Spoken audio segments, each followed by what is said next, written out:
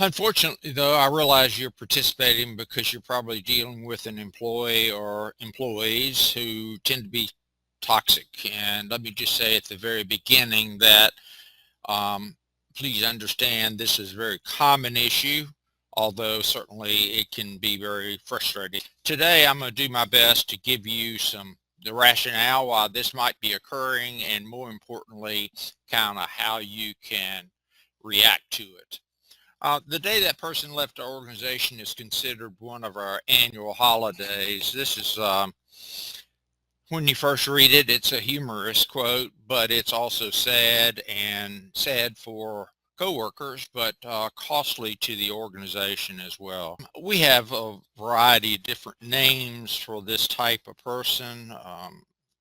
They're manipulators, instigators, but I'm going to refer this kind of employee today as being toxic. But the toxic employee demonstrates a pattern of counterproductive, uncivil behavior that has this negative impact on individuals and team and organizational performance, and thus on the bottom line. Toxic employees either aren't aware of the negative impact they're making, or they are aware and don't care about the impact that they're having on others. So there are three common research conclusions regarding toxic employees. One of them is they create a lot of additional cost in a variety of different areas. Secondly is many managers and organizations don't recognize this toxic problem as being so significant. So I'm going to cover this topic today in 6 modules. We'll talk about the types of costs that can be incurred as a result of toxic employees, the ABCs related to toxicity. Thirdly, we'll talk about the psyche, kind of why do these people do what they do. We'll talk about some things that organizations do that frequently don't work to resolve toxicity and maybe make it some effective approaches. And we'll look at those approaches in 3 types. So let's talk about the cost, and they are substantial. It's easy to make a business case for implementing initiatives to address toxicity. First argument is just the prevalency, the frequency. Second argument is the damage. Let's take the topic then and break it down into its basic format, and that's in that terms of ABCs. The A's are the attitudes, the B's are the behaviors of these employees, and C's are the consequences that their managers might be able to utilize. And the reality is we have very little influence over an employee's attitude. So when we see these kinds of toxic behaviors, manipulation, bullying, explosive language, forget the A's or attitude and focus on the behavior and impacting that behavior through consequences. So let's talk about then why these people do what they do. They're chameleons and they're passive aggressive. And probably the 3 most common forms of toxic behavior are shaming, humiliating others, passive aggressive behavior, and team sabotage. Making demeaning comments, they're passive aggressive. They're masters at using behind the scenes technique to get their way. Keep others at a distance by sabotaging what those others are doing. So let's talk about some things that sometimes organizations try that frequently don't work and sometimes even make the situation worse. And I put this discussion into 5 true-false statements.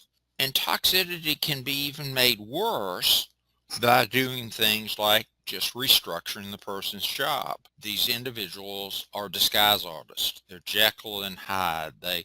Their manager sees a very different person. We certainly want to not just hope it'll go away, because it's not likely to. Hopefully picked up some ideas about some things that don't work well in dealing with toxicity. Let's talk about some things that do. And we'll look at these again in three categories. We'll talk about some things the organization can do, can be done in a department or with a team, and then a couple of types of one-on-one initiatives.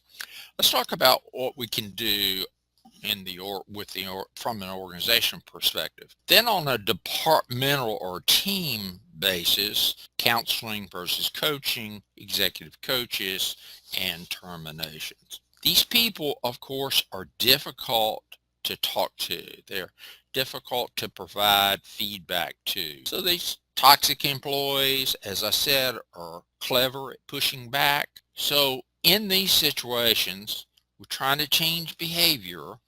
We can do so by coaching or counseling.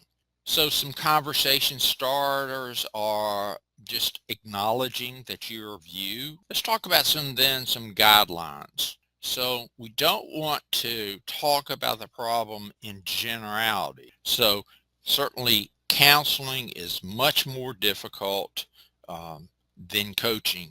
Executive coaches can be helpful. Every coaching situation is different. And then the last one-on-one is, if we have to, is termination. Any counseling, even these termination discussions, can be difficult with toxic employees. Let's wrap up with a positive then. Three characteristics that we probably would all like to see in each of our employees, and that would be humility, engagement, and emotional intelligence. So humble employees are team players.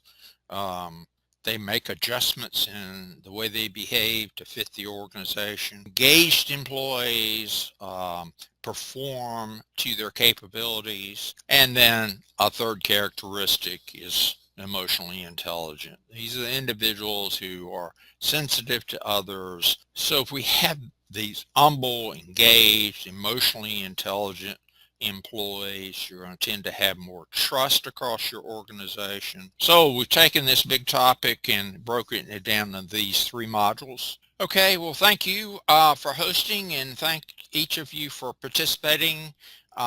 Let me just leave you with just a couple final thoughts. As I know dealing with a toxic employee can be challenging and frustrating, but it's a common issue.